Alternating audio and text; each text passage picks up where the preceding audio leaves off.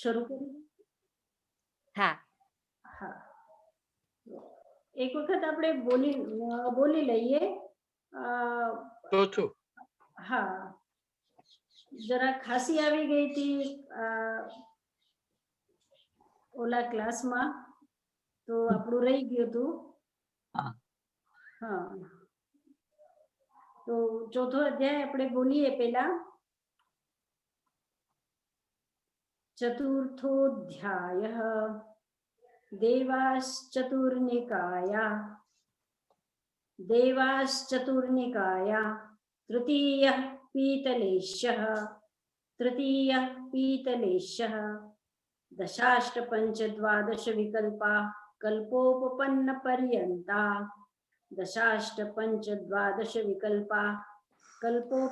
પર્યંતા ઇન્દ્ર સામાનિક ત્રાયસ્ત્રિંશ પારિષદ્યાત્મરક્ષ લોકપાલાનિક પ્રકીર્ણકાભિયોગ્ય કિલ્વિષિકાશ્ચૈકશઃ ઇન્દ્ર સામાનિક ત્રાયસ્ત્રિંશ પારિષદ્યાત્મરક્ષ લોકપાલાનિક પ્રકીર્ણકાભિયોગ્ય કિલ્વિષિકાશ્ચૈકશઃ ત્રાયસ્ત્રિંશ લોકપાલવર્જાવ્યંતર જ્યોતિષ્કા પૂર્વયોર્દ્વિन्द्रा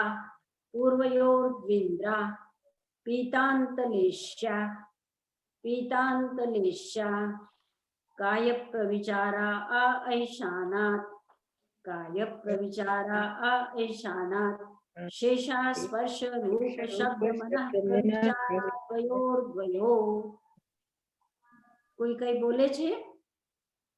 ના આપણે ઓલું મ્યુટ નતું કર્યું, કરી નાખું મ્યુટ.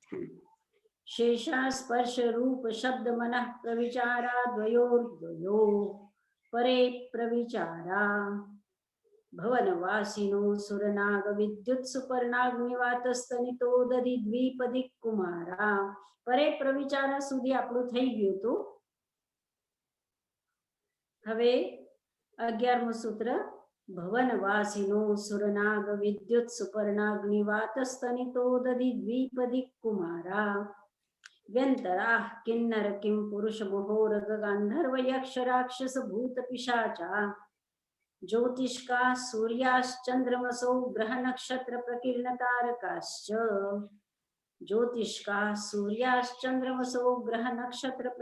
તારકાશ્ચ આ 11મું, 12મું અને 13મું સૂત્ર. આ ભવનપતિ, વ્યંતર અને જ્યોતિષ્ક, આ ત્રણેય સૂત્ર એટલે બસ શબ્દના અર્થ સિવાય એની અંદરમાં કઈ છે નહીં. અને પાછલા ક્લાસમાં પૂછ્યું હતું કે વ્યંતર દેવતા ક્યાં ગયા? ઠીક છે, એ હશે, જ્યાં હશે ત્યાં હશે, આપણે એનો અનુભવ નથી કરી શકતા.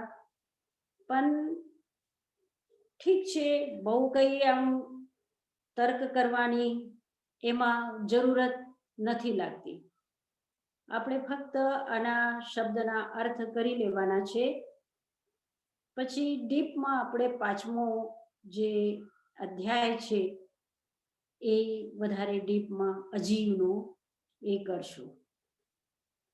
ઠીક છે, તો ભવનપતિ આના નામ આપેલા છે 11મા સૂત્રમાં. ફક્ત નામ જ છે, એના સિવાય બીજું કઈ નથી. કે ભવનપતિના 10 જે ભેદ છે તો એ 10 નામ બતાવ્યા છે. અસુરકુમાર, નાગકુમાર, વિદ્યુતકુમાર, સુપર્ણકુમાર, અગ્નિકુમાર, વાયુકુમાર, સ્તનિતકુમાર, ઉદધિકુમાર, દ્વિતકુમાર અને દિક્કુમાર.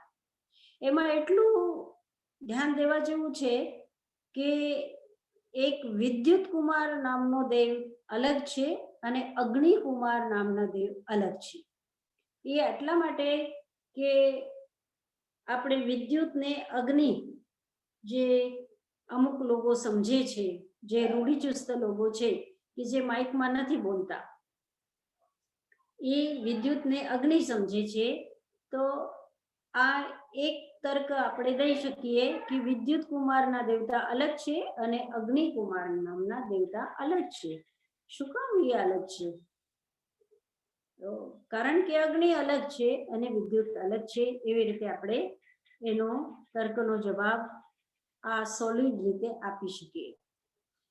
વ્યંતરા કિન્નર કિમ પુરુષ મોહરગ ગાંધર્વ યક્ષ રાક્ષસ ભૂત પિશાચા. હવે વ્યંતર દેવના 8 ભેદ છે, તો 8 નામ છે એમના. વ્યંતર કયા કયા?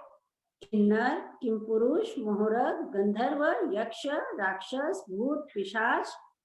આવી રીતે આ 8 જે પ્રકારના દેવતા છે એ વ્યંતર દેવ કહેવાય છે. અને જ્યોતિષ દેવ સૂર્ય છે, ચંદ્ર છે, ગ્રહ છે, નક્ષત્ર છે અને તારા છે. આ 13 સૂત્ર કમ્પ્લીટ થઈ ગયા. હવે 14મું સૂત્ર આપણે કરી લઈએ 21 સુધી. મેરુ પ્રદક્ષિણા નિત્યગતયો નૃલોકે. મેરુ પ્રદક્ષિણા નિત્યગતયો નૃલોકે. તત્કૃતઃ કાલ વિભાગઃ. તત્કૃતઃ કાલ વિભાગઃ. ભૈરવસ્થિતા. ભૈરવસ્થિતા. વૈમાનિકા. વૈમાનિકા. કલ્પોપપન્ના કલ્પાતીતાશ્ચ. કલ્પોપપન્ના કલ્પાતીતાશ્ચ. ઉપર્યુપરી. ઉપર્યુપરી. સૌધર્મૈશાન સાનત કુમાર માહેન્દ્ર બ્રહ્મલોકલાંતક મહાશુક્ર સહસ્રારેશ્વાણત પ્રાણતયોરારણાચ્યુતયો નવસુગ્રૈવેયકેશુ વિજય વૈજયંત જયંતા પરાજિતેષુ સર્વાર્થ સિદ્ધે ચ. ફરીથી. સૌધર્મૈશાન સાનત કુમાર માહેન્દ્ર બ્રહ્મલોકલાંતક મહાશુક્ર સહસ્રારેશ્વાનત પ્રાણતયો રારણાચ્યુતયો નવસુગ્રૈવેયકેશુ વિજય વૈજયંત જયંતા પરાજિતેષુ સર્વાર્થ સિદ્ધે ચ. સ્થિતિ પ્રભાવ સુખદ્યુતિલેશા વિશુદ્ધિન્દ્રિયાવધિ વિષયતોધિકા. હવે આ જે જ્યોતિષ દેવ છે એ જ્યોતિષ દેવોનું કે છે કે હંમેશા એ મેરુ પર્વતને પ્રદક્ષિણા આપતા હોય છે, એટલે ગોળ ગોળ ગોળ ગોળ ફરતા હોય છે. જે મેરુ પર્વત છે વચ્ચે, જંબુદ્વીપના વચ્ચે, અને એ નિત્ય ગતિ છે એમની. હંમેશા એ ગતિશીલ જ હોય છે અને એ ફરતા જ હોય છે, ફરતા જ હોય છે. એ જ્યોતિષ્ક દેવ મનુષ્ય લોકના સુમેરુ પર્વત, એટલે મેરુ પર્વતને સુમેરુ પર્વત પણ કહેવાય છે, તો એને પ્રદક્ષિણા આપતા થકા નિરંતર એ પરિભ્રમણ કરતા હોય છે. અને એના કારણથી તત્કૃતઃ કાલ વિભાગ, એના કારણથી કાલનો વિભાગ થાય છે. એટલે રાત કે દિવસ, અઠવાડિયું કે પખવાડિયું, મહિનો કે વર્ષ, એ શેનાથી થાય છે? એ જ્યોતિષ દેવોના કારણથી, એટલે સૂર્ય અને ચંદ્રના કારણથી આ કાલનો વિભાગ થાય છે. બહિરવસ્થિતા એ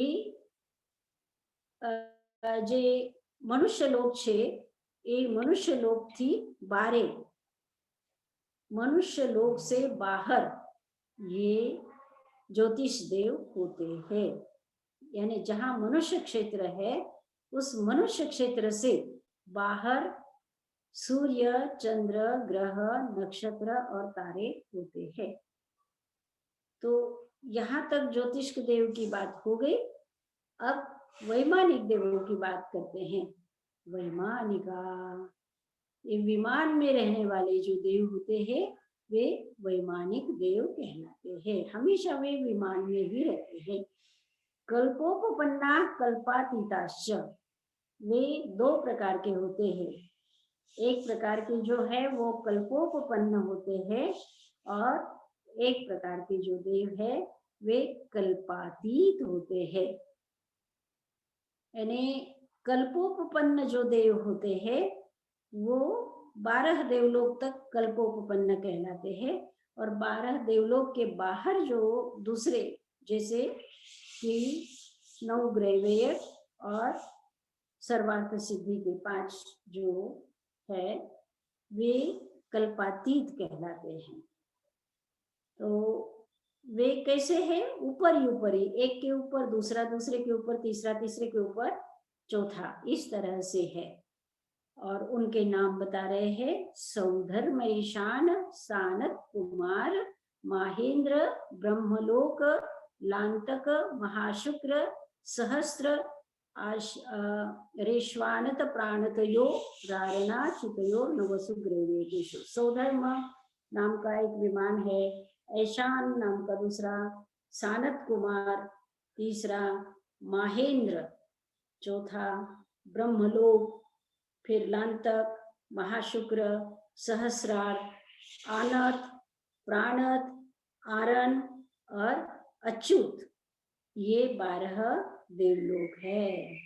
और 12 देवलोक के ऊपर 9 ग्रैवेक है, और 9 ग्रैवेक के भी ऊपर 5 अणुत्तर विमान है। उनके नाम विजय, वैजयंत, जयंत, अपराजित और सर्वार्थ सिद्धि।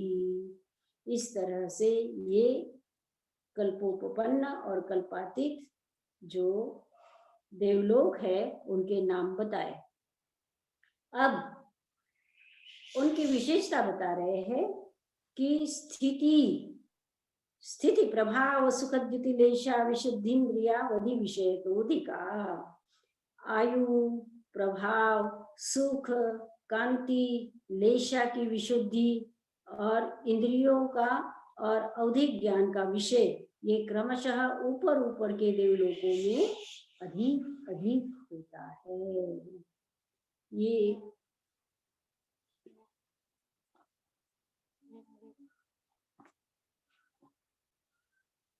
हाँ, जो सौधर्म देवलोक के देव है, उनकी आयु से दूसरे जो ऐशान देवलोक के देव है, उनकी आयु अधिक, और उनका सुख भी अधिक, उनकी कांति भी अधिक, और लेशा की विशुद्धि भी उनकी अधिक, और इंद्रियों का विषय और अवधिज्ञान का विषय भी अधिक।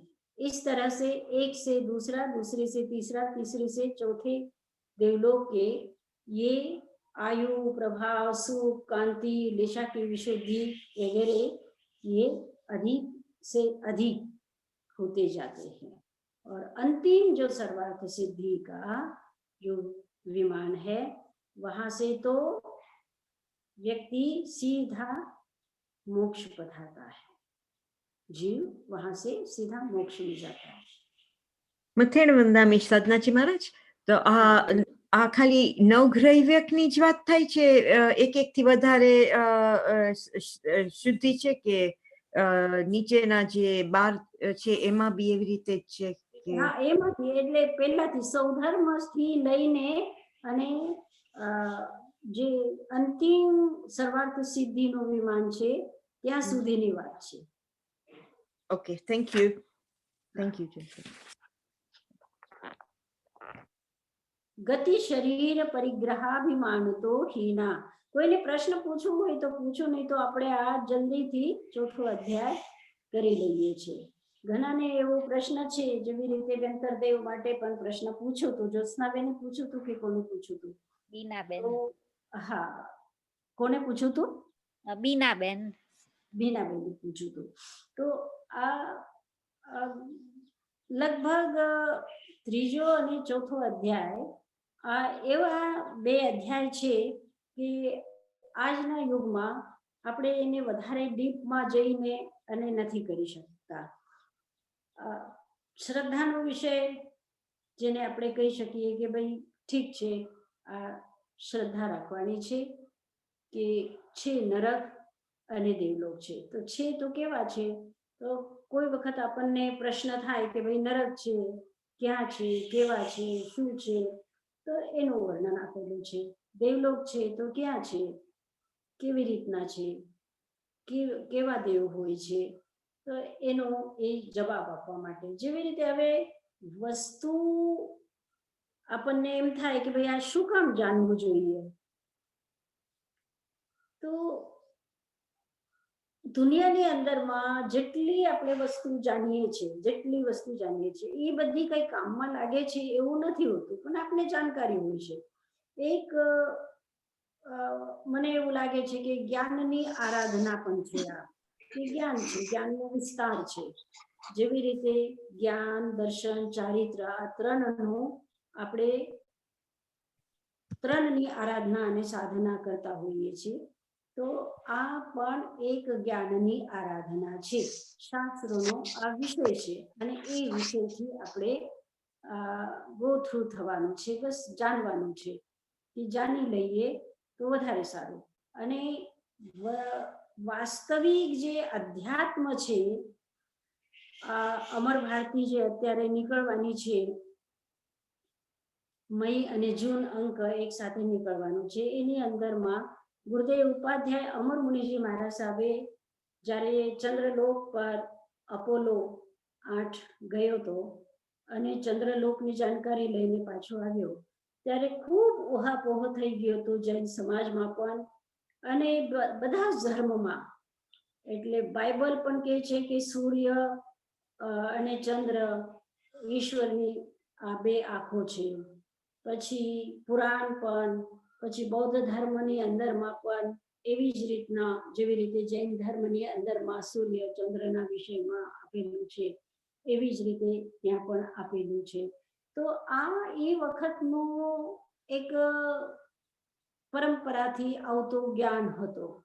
એ વૈજ્ઞાનિક સંશોધન કે વૈજ્ઞાનિક લોકોએ પ્રયોગ કરેલું કઈ વિષય હતો નહીં, પણ પરંપરાથી લોકોના મુખથી એકથી બીજાને, બીજાથી ત્રીજાને એવી રીતે પહોંચતું હતું. અને એ જ્ઞાનનો જે સંગ્રહ છે એ પણ આગમમાં આવી ગયો છે, લૌકિક વિષયની અંદરમાં આવી ગયો છે. વાસ્તવમાં શાસ્ત્રનું જ્ઞાન એટલે અધ્યાત્મનું જ્ઞાન. શાસ્ત્રનું જ્ઞાન એટલે આત્મા કેવી રીતે આ સંસારથી, આ દુઃખથી મુક્ત થઈ અને અજર અમર અવિનાશી સુખને પ્રાપ્ત કરે, એ સાધના જે બતાવતો હોય એ શાસ્ત્ર વધારે યથાર્થ અધ્યાત્મ દૃષ્ટિથી છે. પણ કારણ કે લોકમાં આપણે રહીએ છીએ તો લૌકિક જ્ઞાન જે આસપાસમાં હતું એ પણ શાસ્ત્રની અંદરમાં આવેલું છે અને એનું આપણે અત્યારે અધ્યયન કરીએ છીએ કે એ સમયમાં આજથી 1000, 2000, 5000 વર્ષ પહેલા જે કંઈ આ લૌકિક જ્ઞાનના વિષયમાં સંસારમાં જાણકારી હતી, એ જાણકારી આની અંદર આવેલી છે. તો એ જાણકારીને આપણે જસ્ટ જાણીએ છીએ. વિશ્વાસ કરવાની કે ન કરવાની એ વાત અલગ છે. વિશ્વાસ તો ફક્ત આપણે અધ્યાત્મનું કરવાનું છે અને આપણા આત્માનું કેવી રીતે વિકાસ થઈ શકે, કેવી રીતે બંધથી આપણે મુક્ત થઈ શકીએ, એ વધારે ડીપ જવાની ત્યાં જરૂરત છે. આમાં વધારે ડીપ જવાની જરૂરત નથી. ઠીક છે.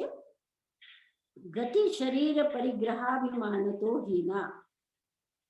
હવે એમાં કે છે કે ઉપરના દેવતા છે, એક દેવલોકથી બીજા દેવલોકમાં જે દેવો છે એની ગતિ, એનું શરીર, એનો શરીરનો પરિમાણ, એનો પરિગ્રહ, એનો અભિમાન, આ બધું ઓછું થતું જાય. એટલે પહેલા દેવલોકના જે દેવો છે એ દેવોની જે ગતિ છે એ એનાથી ઓછી ગતિ બીજા દેવલોકની, એનાથી ઓછી ગતિ ત્રીજામાં, એવી રીતે. એટલે એ લોકો વધારે હલનચલન, વધારે જાવ આવ, વધારે દોડધામ એ લોકો ઉપરના દેવલોકો ન કરે. નીચેના દેવલોક વધારે દોડધામ કરે. પછી એનું શરીર પણ સૌધર્મ દેવના જે શરીર છે એનાથી ઈશાન દેવના જે શરીર છે એ ઓછા પ્રમાણમાં છે. એનાથી ઓછું, એનાથી ઓછું, એનાથી ઓછું, એનાથી ઓછું, એવી રીતે થાય. પછી એનો પરિગ્રહ પણ ઓછું, એનો અભિમાન પણ ઓછું. ગતિ, શરીર, પરિગ્રહ અને અભિમાન. આ સૂત્રની અંદરમાં શબ્દ જે છે તો એનાથી શું છે, એકબીજા ઉપરના દેવ હીન છે. હીન છે એટલે ગતિમાં ઓછા, શરીરનો પરિણામમાં ઓછા, પરિગ્રહમાં પણ ઓછો પરિગ્રહ અને અભિમાન પણ એનો ઓછો. તો અભિમાન શબ્દ કહેવાથી કશાય બધું આવી ગયો.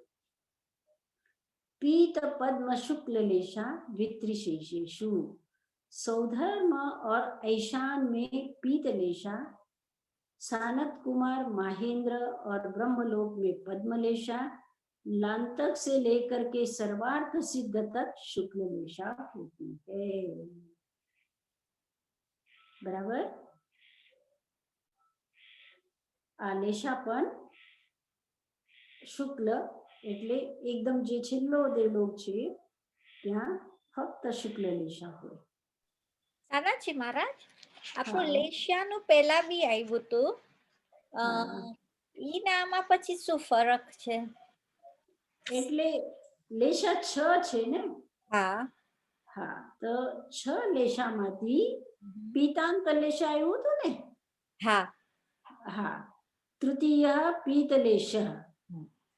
તો જે 4 પ્રકારના દેવો કીધા ને, ભવનપતિ, વાનવ્યંતર, જ્યોતિષી અને વૈમાનિક. તો વૈમાનિક ને મૂકી દીધું અને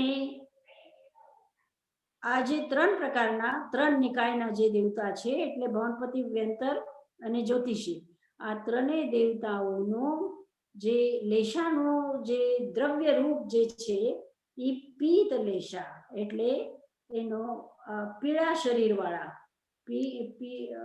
એનો જે રૂપ છે બાહ્ય રૂપ એ જો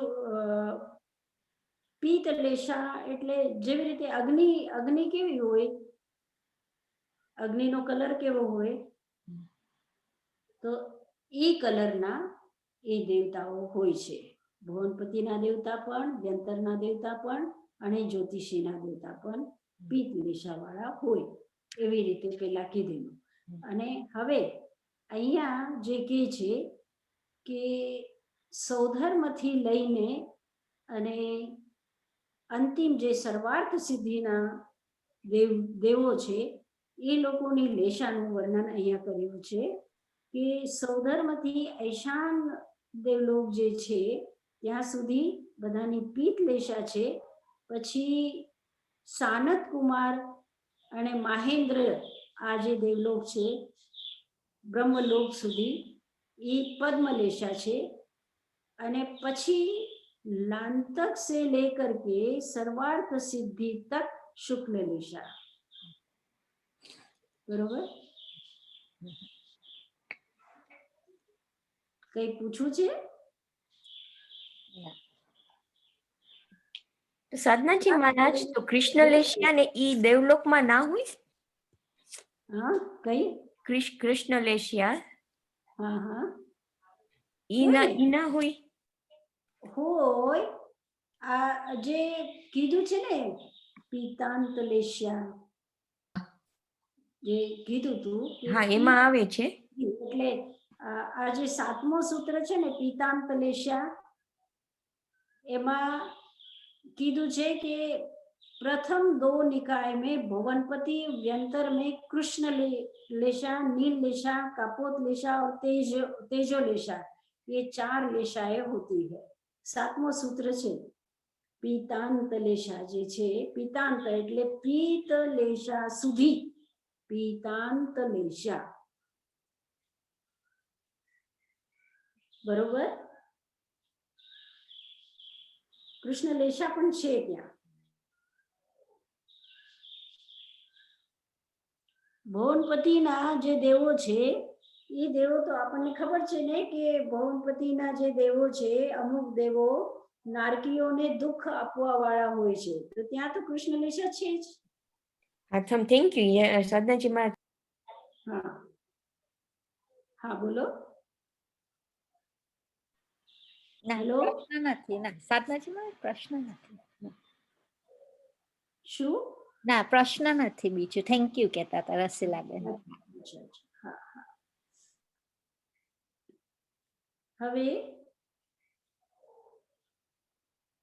પ્રાગદ્રવ્ય કે સાધનાજી મહારાજ એક બીજો પ્રશ્ન છે તો ભગવાન આગળ જ્યારે ઇન્દ્રદેવ આવે કે ઓલે દીકકુમારી આવે કે ઈ બધા ઈ ક્યાં દેવ છે એ બધા જ દેવો આવે છે બધા 64 ઇન્દ્ર છે હા એ 64 ઇન્દ્ર બધા આવે છે ભગવાનના સમૂહ ઈ શરણમાં બધા દેવમાંથી આ બધા દેવમાંથી આવે દેવલોકમાંથી આ બધા હા બધા દેવલોકમાંથી આવે એ સર્વાર્થ સિદ્ધિમાંથી ન આવે 12 દેવલોક જે છે ને 12 દેવલોક હા. હા એ 12 દેવલોકમાંથી આવે સાધનાજી મહારાજ આ બોલો. જે વૈક્રિય શરીર હોય એ આપણને દેખાય એ બધાને ન દેખાય સોરી હા બધાને ન દેખાય તો બધાને ન કોને દેખાય. દેખાય એટલે આ જે દેવ આવે છે જો કદાચ આવે પણ તો એને જો દેખાવું હોય તો જ એ શરીર દેખાશે જેવી રીતે આપણે સાંભળીએ છીએ શાસ્ત્રની અંદરમાં કે દેવતાની આરાધના કર્યો અઠમ કરી અને દેવતાની આરાધના કરી અભય કુમારે અને પછી દેવતા આવે છે તો એ અભય કુમારને દેખાય છે બીજાને નથી દેખાતું કારણ કે દેવતાનો ઇન્ટેન્શન છે એ મિત્ર છે એનો ઇન્ટેન્શન છે કે એને દેખાય તો એના શરીરનો રૂપ એ દેવતા એવું બનાવે કે અમુકને દેખાય છે અમુકને ન દેખાય અમુકના માટે એ છુપાઈને રહે બધાને Thank you. દેખાય એવું જરૂરી નથી આમ એક વાત તો એ પણ તમે સાંભળી હશે કે દેવતાઓ ફરતા હોય લગભગ વૈદિક સાહિત્યમાં પણ એવું છે કે દેવતાઓ ફરતા હોય ચારે બાજુ જતા હોય પણ જે એને જોઈ શકે જેની શ્રદ્ધા છે કે જેનો એના સાથે કઈ સંબંધ છે લેવા દેવી છે એને જ દેખાય બીજાને બધાને ન દેખાય બધાને ન દેખાય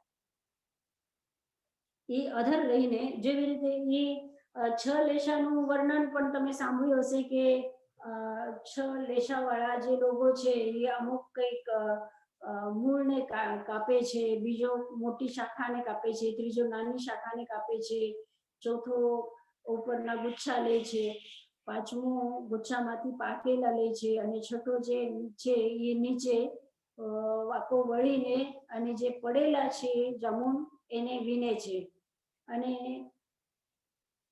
એવી રીતની 6 દિશાનું વર્ણન છે અને એમાં એક એવો પણ વર્ણન છે કે એ ઝાડ ઉપર લટકી ગયો છે એક હાથી આવ્યો અને એ હાથી આવ્યો તો એ હાથીથી બચવા માટે એ ઝાડ ઉપર લટકી ગયો એક વ્યક્તિ અને એ લટકી ગયો તો પછી ઉપરથી મધુબિંદુ ટપકતો હતો મધુબિંદુ ટપકતો હતો તો નીચે જોયું એને કે કૂવાની અંદરમાં નીચે કૂવો છે કૂવાની અંદરમાં ખૂબ મોટા મોટા અજગરો છે ઉપરથી મધુબિંદુ પડે છે તો એ એક મધુબિંદુને ચાટે છે એને એટલી વૃદ્ધિ છે એ મધુબિંદુમાં કે એ આગળની કઈ વાત સોચતો જ નથી ત્યારે એક દેવ વિમાન આવે છે અને દેવતા કહે છે કે ચાલ તું બેસી જા વિમાનમાં હું તને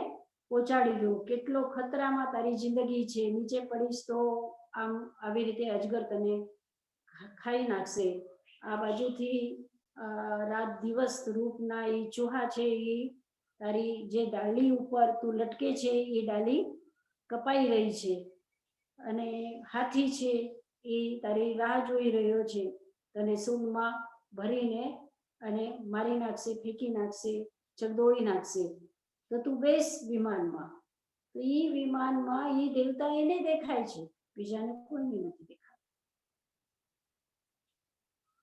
એવા એવા વર્ણનો આપણે સાંભળીએ છીએ.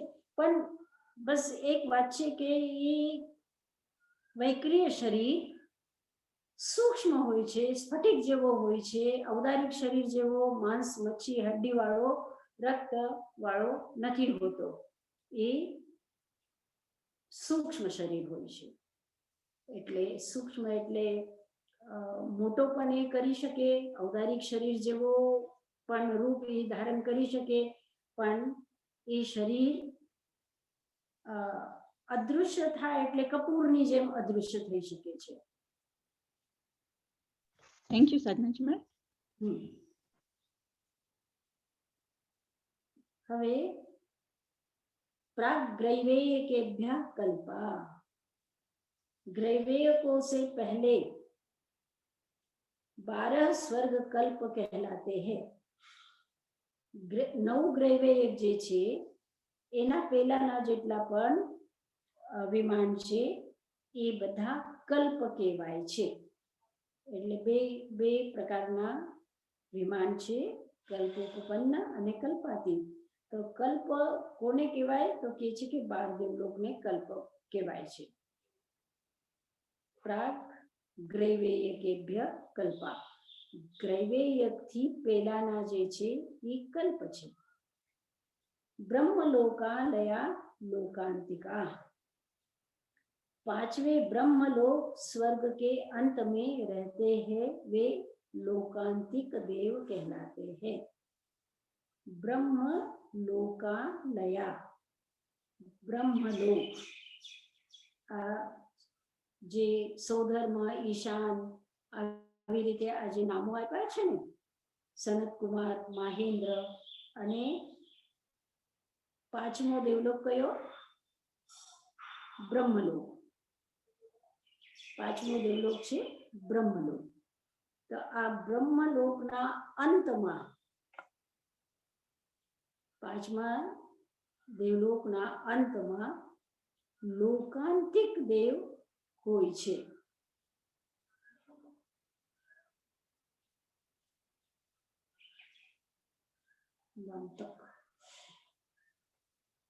लोकांतिक देव હોય છે. પછી સારસ્વતાદિત્ય વન્ય ગરુડતો યતુષિતા વ્યાબાદ મરુતો વિષ્ટાશ્ચ. सारस्वत, आदित्य, वन्नी, अरुण, गर्दतोय, तुषित, अव्याबाद, मरुत और अरिष्ट ये 9 प्रकार के लोकांतिक देव कहलाते हैं. लोकांतिक देवोना नाम बताव्या छे. सारस्वत, आदित्य, वन्नी, अरुण, गर्दतोय, तुषित, अव्याबाद, मरुत, अरिष्ट एवी रीते आ 9 जे देवो छे ए लोकांतिक देव कहेवाय छे. विजयादिषु द्विचरमा, विजयादिक 4 विमान के देव द्विचरम अर्थात अधिक से अधिक 2 बार मनुष्य जन्म लेकर मोक्ष पाते हैं. आज विजय वैजयंत जयंत आ 5 प्रकारना अनुत्तर विमान छे ने, ए अनुत्तर विमानना देवो एक अंतिम जे सर्वार्थ सिद्धिनो जे देव छे एने छोड़ीने विजयादिक जे 4 विमानना देवो छे ए द्विचरम એટલે 2 વખત મનુષ્ય ભાવ લઈને અને એ મોક્ષ પહોંચે છે. અને સર્વાર્થ સિદ્ધિના દેવો એક જ ભવાવતારી હોય છે. औपपातिक मनुष्येभ्य शेषास्तिर्यग्योनयः, देव, नारक और मनुष्यों के अतिरिक्त शेष सब जीव तिर्यंच कहलाते हैं. औपपातिक मनुष्येभ्य, औपपातिक मनुष्येभ्य शेषास्तिर्यग्योनयः. औपपातिक પછી મનુષ્ય, શેષાસ્તિર્યગ્યોનય. औपपातिक દેવમાં દેવતા પણ આવી ગયા અને નારકી પણ આવી ગયા ને, અને પછી મનુષ્ય. તો મનુષ્યને દેવોને, નારકીઓને આ ત્રણેયને છોડીને બધા तिर्यंच कहवाय छे। स्थिति, अब स्थिति आयु का वर्णन करते हैं। તો સાધનાજી મહારાજ, हाँ, લોકાંતિક દેવો સીધા મોક્ષમાં જાય દેવલોકમાંથી? नहीं नहीं नहीं, ના ના, જન્મ લે ને મનુષ્યનો? हाँ जरूर। आ तो 5 अनुत्तर विमान सुधीમાં પણ કે છે કે સર્વાર્થ સિદ્ધિમાં પણ ગયો હોય ને તો ત્યાંથી સીધા મોક્ષ ન જાય।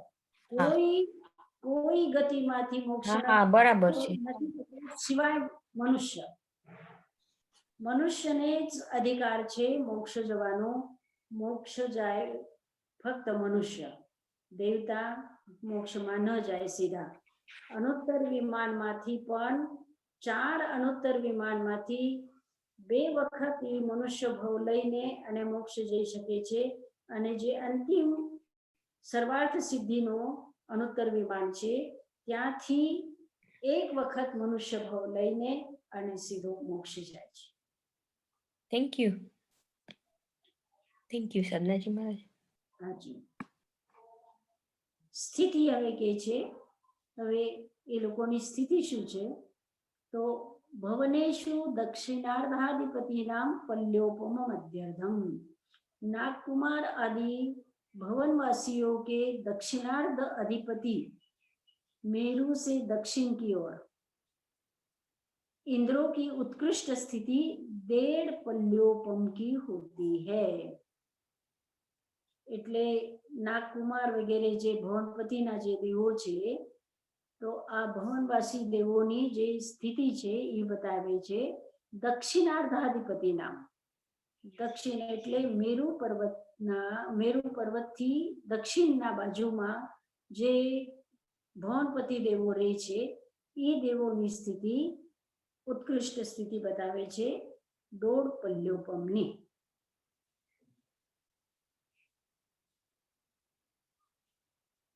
शेषाना पादोने, शेष अर्थात उत्तरार्ध એટલે પેલા દક્ષિણાર્ધાધિપતિ જે છે એટલે મેરુ પર્વતના દક્ષિણમાં જે ભવનપતિ દેવો છે એની પલ્યોપમ સ્થિતિ બતાવી।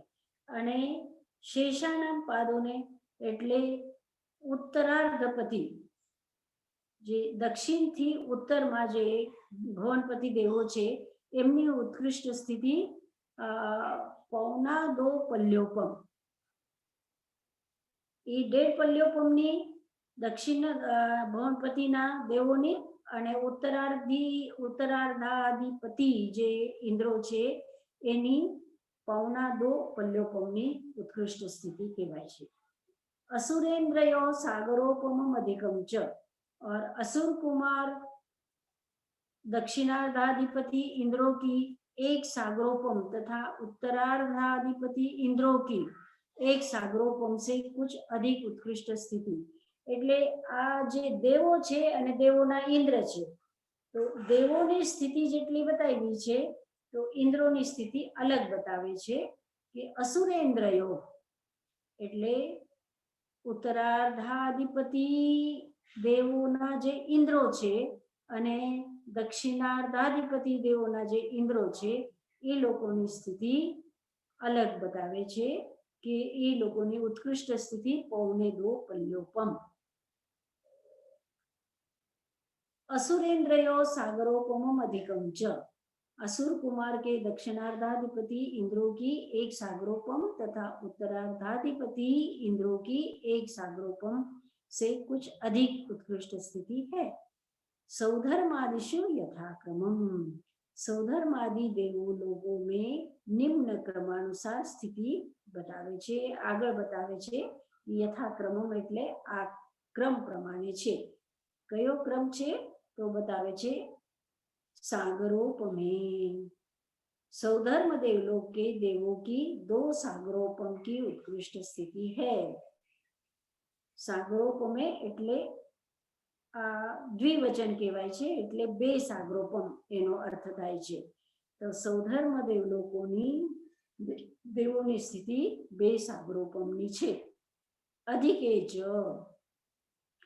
ऐशान देवलोक के देवों की 2 सागरोपम से कुछ अधिक उत्कृष्ट स्थिति है। सप्त सागरोपम, સોરી એક ક્વેશ્ચન છે આમાં કીધું સાગરો પમે તો એમાં કેવી રીતે ખબર પડે બે છે ઈ આ છે ને સંસ્કૃતના રૂપ કહેવાય છે, રામઃ રામો રામા, એવી રીતે રામો ન હોય અને દ્વિવચનમાં લતા લતે લતા, તો દ્વિવચનમાં એ લાગે.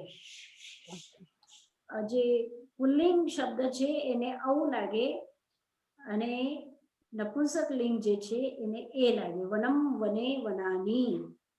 તો એવી રીતે સાગરોપમમ સાગરોપમે સાગરોપમાની એવી રીતે એના રૂપ ચાલતા હોય છે. તો સાગરોપમે એટલે આ દ્વિવચન છે, આ સંસ્કૃતનો શબ્દ છે ને એટલે, અને આ સંસ્કૃતમાં એનો અર્થ છે દ્વિવચન. સાગરોપમે એટલે બે સાગરોપમ એવો અર્થ થાય. એટલે ઓલા જેવું થયું ને સાધનાજી મહારાજ તત પ્રમાણે, તો એમાં અણે છે એટલે બે. હા બરોબર બરોબર. Thank you. अधिके च અને ऐशान देवलोक के देवो को એટલે સૌધર્મ દેવોની બતાવી બે સાગરોપમ, અને પછી સૌધર્મથી બીજો છે ऐशान. तो ऐशान देवलोकनी सागरोपम से कुछ अधिक, अधिके च એટલે कुछ अधिक. પછી સપ્ત સાનત કુમારે, સાનત કુમાર દેવલોકોના જે સાનત કુમાર દેવલોકમાં જે દેવો છે એની 7 સાગરોપમની ઉત્કૃષ્ટ સ્થિતિ છે.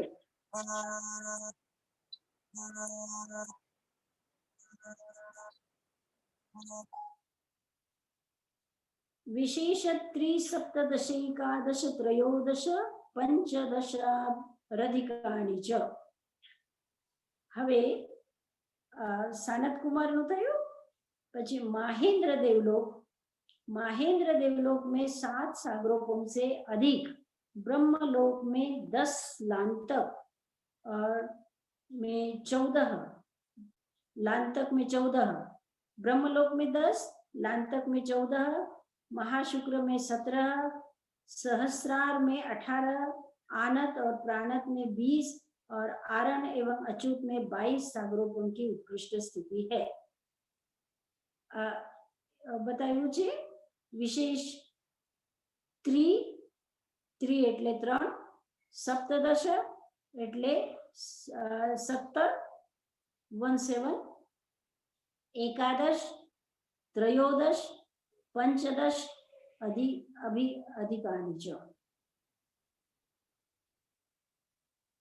આ બધી ઉત્કૃષ્ટ સ્થિતિ બતાવી છે એક એક પછી એક દેવલોકની. ઠીક છે ચાલો આગળ ચાલવાનું છે. હા સાધનાજી મહારાજ કરી શકીએ. હા શું કીધું? હા આપણે તમને આપણો સમય હોય તો કરી શકીએ. હા આરણા ચુતાદુર્ધ્વમેકૈકેન નવસુ ગ્રૈવેયકેષુ. હવે આ 12 દેવલોકની સ્થિતિ બતાવી દીધી, અને પછી હવે ग्रैवेयकनी स्थिति बतावे छे. आरण और अच्युत से ऊपर 9 ग्रैवेयक, 4 विजयादि अनुत्तर विमान और सर्वार्थ सिद्ध में क्रम से एक एक सागरोपम बढ़ती हुई स्थिति है. बधानी स्थिति एक एक सागरोपम वधावी देवानी. अपरा पल्योपम अधिकम च. अपरा एटले बीजी स्थिति, उत्कृष्ट स्थिति थी बीजी स्थिति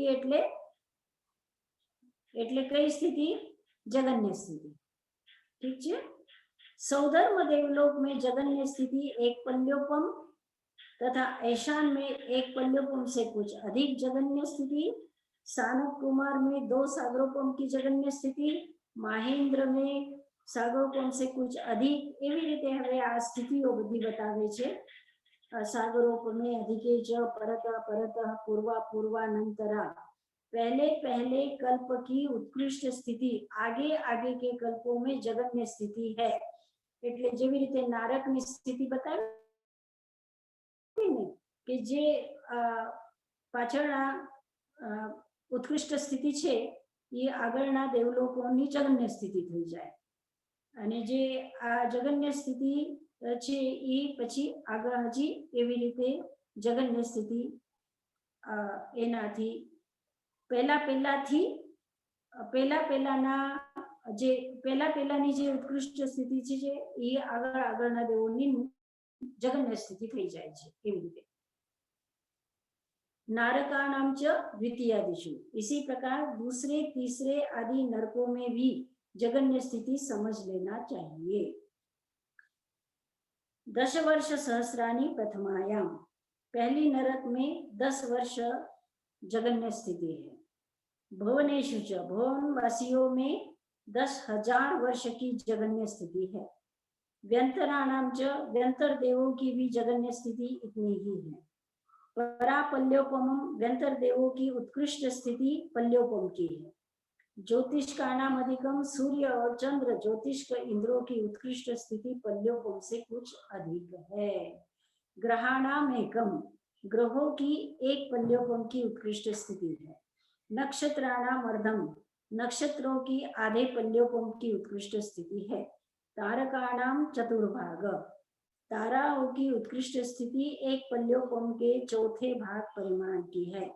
चतुर्भाग शेषानाम, ताराओं के सिवाय बाकी के ज्योतिषकों की जगन्य स्थिति एक पल्योपम का चौथा भाग परिणाम है। આવી રીતે આપણે આ ચોથો અધ્યાય પૂર્ણ કર્યો, એટલે આપણે ન કરવું એના કરતા આપણે ગો થ્રુ થઈ ગયા કે ઠીક છે એની અંદરમાં દેવતાઓ શું છે, 4 પ્રકારના દેવતાઓ છે, એ 4 પ્રકારના દેવતાઓમાં પણ ઇન્દ્ર છે, સામાન્ય દેવ છે, પછી એ લોકોના સેના છે ને બધા લોકપાલ છે ને એવી રીતે દેવો છે, પછી એ લોકોની સ્થિતિ બતાવી છે। તો આ નારકી અને દેવતાઓની એક પ્રકારની આપણે પરિક્રમા કરી લીધી છે કે એવી રીતે આ નારકીઓ અને દેવતાઓનું વર્ણન છે। એક જાણકારી માટે કે આપણને ખબર પડે કે શાસ્ત્રની અંદરમાં દેવોનું અને નારકીઓનું શું સ્થાન છે, કેવી રીતનું છે અને શું છે, બસ એટલા પૂરતું જ છે। અને ગુરુદેવ ઉપાધ્યાય અમર મુનિજી મહારાજ સાહેબે જેવી રીતે મેં કીધું કે આ અમર ભારતીની અંદરમાં क्या शास्त्रों को चुनौती दी जा सकती है, આ એક લેખ એને ત્યારે આપેલું જ્યારે અપોલો 8 ચંદ્ર ઉપર ગયા હતા 1969 હા, ત્યારે બધા ધર્મોની અંદરમાં ચહલ પહલ થઈ ગઈ હતી કે આપણા શાસ્ત્રો ખોટા પડે છે, આપણા શાસ્ત્રો ખોટા પડે છે। ત્યારે ગુરુદેવે કીધું હતું કે શાસ્ત્ર કોને કહેવાય છે અને ગ્રંથ કોને કહેવાય છે। તો ગુરુદેવે સ્પષ્ટ લખ્યું કે જે સમયમાં શાસ્ત્રનો સંગ્રહ કર્યું તો પેલા દિગંબર પરંપરા હતી, પછી દિગંબર શ્વેતાંબર પરંપરા થઈ ગઈ, દિગંબરમાં 84 આગમ, શ્વેતાંબરમાં 42 ને એવી રીતે થોડા ઘણા, પછી સ્થાનકવાસી પરંપરા આવી તો એ લોકોએ પાછી છટણી કરીને 32 આગમ માન્યા, અને એવી રીતે આ છટણી તો થતી જ ગઈ। તો કહેવાનો મતલબ કે ભગવાન મહાવીરે પોતે લખ્યા નથી શાસ્ત્ર, આ તો નિશ્ચિત વાત છે। પછી ભગવાન મહાવીરે જે કીધું છે એ ગણધરોએ ગૂંથ્યા પછી સૌધર્મ સ્વામી પોતાની શિષ્ય પરંપરા ચલાવી અને એ શિષ્યોને એને કીધું, પછી શ્રુત પરંપરા ચાલી, સાંભળીને એકબીજાને કહેતા ગયા, એવી રીતે શિષ્ય પરંપરામાં આ ચાલતું આવ્યું। અને 1000 વર્ષ પછી એટલે 900 વર્ષ પછી 980 વર્ષ પછી શાસ્ત્ર એને સૂત્રબદ્ધ કર્યા અને એને લખવામાં આવ્યું। તો જ્યારે લિપિબદ્ધ થયા તો એ સમયમાં પણ ખૂબ ઊહાપોહ થયું હતું। જેને લખ્યું એને એકદમ લોકોએ ખૂબ એની નિંદા પણ કરી કે ભગવાનનું વચન છે, લખવાનું નહીં। અને તમને બધાને ખબર છે કે એ સમયમાં લખવા માટે તાડપત્રને સુખાવવા પડતા હતા.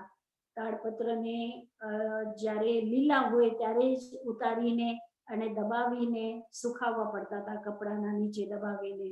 અને તે છતાં પણ જ્યારે ખૂબ સુખી ગયા હોય, જ્યારે પણ વરસાદ આવે, ભારે વરસાદ આવે, તો અંદરમાં રાખેલા એ જે તાડપત્ર છે એની અંદર જીવાત થઈ જાય છે. તો એના ઉપર લખવું કેટલું મુશ્કેલ થઈ જતું હતું. તો હિંસા ખૂબ હતી. બીજી વસ્તુ, પરિગ્રહ થઈ જતું હતું. એ શાસ્ત્રને, આ તારું શાસ્ત્ર, આ મારું શાસ્ત્ર, એમાં લડાઈઓ, અને પછી ગ્રંથ રાખવાનું, પછી સાચવવાનું, અને એને સાચવવા માટે કપડો લપેટવાનો કે એને પુઠ્ઠો લગાડવાનો, અને એવી રીતે એની અંદરમાં જ જીવ લે. તો આ પરિગ્રહ થઈ જાય એટલા માટે લખવાની ના પાડેલી હતી. તે છતાં પણ લખાયું.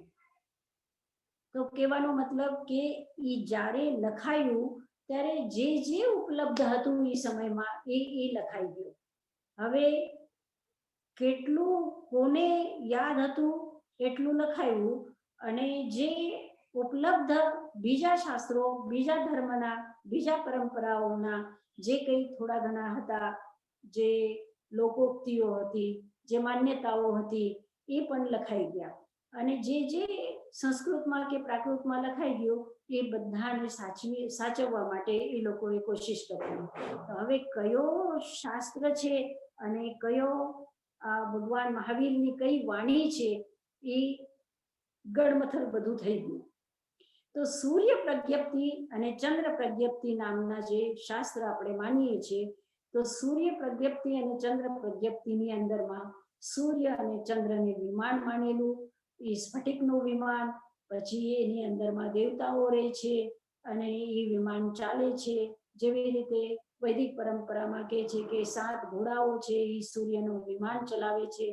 તો એવી રીતે આ પરંપરાઓ બધા જ ધર્મની અંદરમાં, તો બધા લોકોમાં ઉહાપોહ આવી ગયો. ત્યારે ગુરુદેવે એક લેખ લખ્યું કે શાસ્ત્ર એને જ કહેવાય છે કે જે તમારા આત્માનું કલ્યાણ કરે, જે તમારા આત્માનો ઉદ્ધાર કરવા માટે, જે તમારા આત્માને બંધનથી મુક્ત કરવા માટે, જે તમારા આત્માને કશાયથી મુક્ત કરવાની વાત કરે, એ ફક્ત શાસ્ત્ર છે. બાકી બધી જે કંઈ વ્યવહારિક વાતો છે એ, જેવી રીતે અત્યારે પણ પ્રવચન કરીએ છીએ, તો પ્રવચનની અંદરમાં ચુટકુલા હોય કે કહાનીઓ હોય કે રાજા રાણી હોય કે કોઈ પણ કહાનીના કોઈ પણ કિરદાર હોય, તો એ કઈ બધા શાસ્ત્રની અંદરમાં નથી આવતા, પણ એ જે વાત મુખ્ય છે એ કહેવા માટે આ લોક સંગ્રહ બધું કરેલું હોય છે. તો તમારી જે દૃષ્ટિ સાફ હોય, સમ્યક દર્શન હોય, તો એ સમ્યક દર્શન જે મૂળ વસ્તુ છે, જે મૂળ મુદ્દો છે એને પકડી લે છે. તો મૂળ મુદ્દાને પકડવાનું છે, અને આ નરક છે કે આ સ્વર્ગ છે કે જે કંઈ છે એ સમયની જે માન્યતાઓ હતી એ માન્યતાઓ બધી એની અંદર આવેલી છે. તો એને કઈ વધારે મૂલ્ય આપવાની જરૂર નથી, એને વધારે વેલ્યુ આપવાની જરૂર નથી. આપણને જેટલું સમજાય એટલું સમજવાનું છે, અને ન સમજાય તો મૂકી દેવાનું છે. પણ ફક્ત જે વાત છે એ અધ્યાત્મની વાત છે, એ મૂળ વાત છે, એ મહાવીરની વાત છે, એ જિનેશ્વર ભગવાનની વાત છે. એને જ આપણે વધારેમાં વધારે મહત્વ આપવાનું છે. બસ ઠીક છે.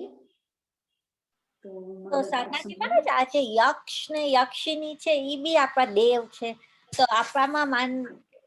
હા હા હા, બરાબર બરાબર, તમારો પ્રશ્ન બરાબર છે. જેવી રીતે આપણે રક્ષક દેવો માનીએ છીએ, જેવી રીતે ભૂમિયાજીની માન્યતા છે, પદ્માવતીની માન્યતા છે, અમુક યક્ષો છે, તો એની અંદરમાં પણ વાત એવી છે. એક વાત તો એ છે કે વૈષ્ણવ પરંપરા અને જૈન પરંપરા આ બેનો વધારે મેળ છે. કારણ કે વૈષ્ણવ પણ નિરામિષ છે, એટલે એ લોકો માંસાહાર નથી કરતા, અને જૈન લોકો પણ માંસાહાર નથી કરતા. તો આ વૈષ્ણવ પરંપરા અને જૈન પરંપરા સાથે સાથે ચાલેલી છે. તો આ વૈષ્ણવ પરંપરાનો અમુક અંશ જૈન પરંપરામાં આવી ગયો છે. તો ઘણા આચાર્યોએ શું કર્યું કે ભાઈ આ વૈષ્ણવ લોકો ને ત્યાં જાય, એ દેવી દેવતાઓની માન્યતા રાખે, એ લોકોને એમ થાય કે ભાઈ આ લોકો અમારી રક્ષા કરશે તો ત્યાં જશે. તો એના કરતા એ દેવોને આપણે સમ્યક્ત્વી માનીને, અને જેવી રીતે રક્ષક દેવ કહેવાય છે, તો એ રક્ષક દેવના રૂપમાં અમુક નહીં તો તીર્થંકરોની શું રક્ષાની જરૂર છે? તીર્થંકરોને તો કોઈ રક્ષાની જરૂર નથી, પણ રક્ષક દેવ માનીને આચાર્ય દેવોએ શું કર્યું કે ત્યાં જતા લોકોને અટકાવવા માટે અહીંયા જ એ દેવી દેવતાઓને લાવીને રાખી દીધા આપણા મંદિરમાં, કે ભાઈ તમે ત્યાં જવાની જરૂર નથી. અને જિનેશ્વર ભગવાન જે છે એ તો કઈ આપતા નથી, તમારું દુઃખ હરતા નથી, તો આ તમારું દુઃખ હરશે, તમને આપશે, જે તમારે માગવું હોય આ દેવતાઓને માગો. એવી રીતે આ લાવીને આપણા મંદિરમાં રાખી દીધા. જ્યાં જ્યાં મંદિર છે, જ્યાં જ્યાં આપણા જિનેશ્વર ભગવાનની મૂર્તિ છે, ત્યાં ત્યાં રક્ષક દેવો પણ છે. એટલે ત્યાં તમે પૂજા કરો, અર્ચના કરો, એને કપડાં ચડાવો, એને દાગીના ચડાવો, એને ફૂલ ચડાવો, જે કંઈ કરવું હોય એ ત્યાં કરો, અને જે માગવું હોય ત્યાં માગો. તો એવી રીતે આચાર્યોએ આ લાવીને આપણે ત્યાં મૂકી દીધા છે. અને એમ માનવામાં આવે છે કારણ કે એ લોકો જિનેશ્વરમાં માન્યતા રાખતા હતા. એટલે જેવી રીતે પદ્માવતી છે, તો એ પદ્માવતી સમ્યક્ત્વી છે, કારણ કે એ તીર્થંકરોની સેવામાં છે, તીર્થંકરોને માને છે, એટલે આપણે એને માનીએ છીએ. એમ સમજાઈ ગયું? Thank you. સાધનાજી મહારાજ, હા, બોલો બીનાબેન, બોલો તમે. મને પૂછ્યું હતું કે તો યશો વિજયજી મહારાજ આટલા ઉપાધ્યાય હતા, તો એમને કેમ સરસ્વતી દેવીની આરાધના કરી? હા, એ સમ્યક્ત્વી, મેં કીધું ને કે સમ્યક્ત્વી છે. અને સરસ્વતી દેવીની આરાધના માટે એનો મતલબ, સરસ્વતી દેવીની આરાધનાનો અર્થ એ છે કે વધારેમાં વધારે જ્ઞાનની આરાધના, એક આ અર્થ છે. સરસ્વતીની આરાધનાનો અર્થ એ ભૌતિક રૂપ નથી, એ શારીરિક રૂપ નથી. સરસ્વતી દેવીની આરાધનાનો અર્થ એ છે કે ભાઈ તમે વધારેમાં વધારે સમ્યક તમે જ્ઞાનની આરાધના કરો. ઠીક છે? તો એ એક, તમે તો જાણો જ છો બીનાબેન કે અમારો ઉદ્દેશ્ય શું છે, અને જિનેશ્વર ભગવાનની પણ પૂજા શા માટે આપણે કરીએ છીએ એ પણ તમે જાણો છો. શું કામ કરીએ છીએ આપણે પૂજા? જ્યારે કે એ કઈ આપતા નથી, જિનેશ્વર ભગવાન જ આપતા નથી, તો સરસ્વતી શું આપશે તમને? જ્યારે નિશ્ચયને તરફ તમે જાઓ તો તમે જ તમને પૂછો કે જિનેશ્વર ભગવાન આપે છે, કોઈ કોઈને કઈ આપે છે ખરું? કોઈ કોઈને કઈ નથી આપી શકતો. નિશ્ચયના દૃષ્ટિથી સરસ્વતી પણ તમને બુદ્ધિ આપે? બોલો. ના. કોઈ કોઈને કઈ નથી આપે. ફક્ત મારો કહેવાનો એ મતલબ છે કે સરસ્વતીની આરાધનાનો અર્થ એ છે કે જ્ઞાનની આરાધના. સરસ્વતીની આરાધના એટલે કે તમે મૂર્તિ રાખો સરસ્વતી દેવીની, અને એની તમે પૂજા કરો, અને એનું તમે માળા કરો, એવું એનો અર્થ નથી. એ તો સામાન્ય લોકો માટે છે, એ સામાન્ય લોકો માટે છે. યશો વિજયજી જેવા એવા બુદ્ધિશાળી એ સરસ્વતી દેવીની આરાધના શું કરે એ તો ઠીક છે, એ ઠીક છે, સામાન્ય લોકોને કહેવા માટેની જ વાતો હોય છે. ઠીક છે, આના માટે આપણે આગળના ક્લાસમાં હજી એકાદ થોડી વિષય ઉપર ચર્ચા કરશું. ઠીક છે? અત્યારે થેન્ક યુ સાધનાજી. नमो अरहंतानं नमो सिद्धानं नमो आयर्यानं नमो वज्रायानं नमो लोये सव्वसाहुनम् एसो पंच नमोकारो सर्व पावक पणासनो मंगलानं च सर्वेसिं परमं हवै मंगलम् गुरुदेव की आज्ञा चत्तारि मंगलम अरहंता मंगलम सिद्धा मंगलम साहु मंगलम केवली पन्नतो धम्मो मंगलम चत्तारि लोकोत्तमा अरहंता लोकोत्तमा सिद्धा लोकोत्तमा साहु लोकोत्तमा केवली पन्नतो धम्मो लोकोत्तमो चत्तारि शरणं प्रव्रजामि अरन्ते शरणं प्रव्रजामि सिद्धे शरणं प्रव्रजामि साधु शरणं प्रव्रजामि केवली पन्नतं धम्मं शरणं प्रव्रजामि चार शरणा दुख हरणा सुख करना और शरणा नहीं कोई जो भवे प्राण आदरे अक्षय अमर पद हो। ओम शांति शांति शांति। अच्छा